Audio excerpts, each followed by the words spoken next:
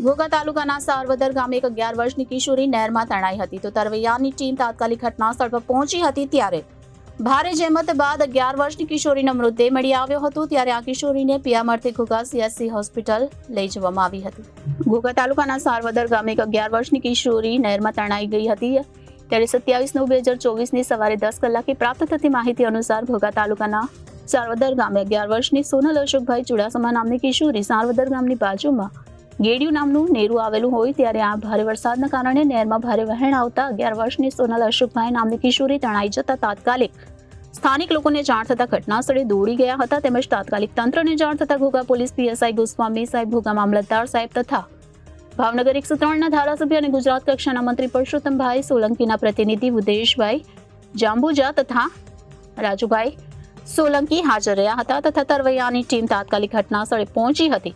ત્યારે ભારે જહેમત બાદ આ 11 વર્ષની કિશોરીનો મૃતદેહ મળી આવ્યો હતો ત્યારે આ કિશોરીને પીએમઆરથી ઘોઘા CHC હોસ્પિટલ લઈ જવામાં આવી છે। Reporter Firoz Malik, Janadesh news, Bhavnagar.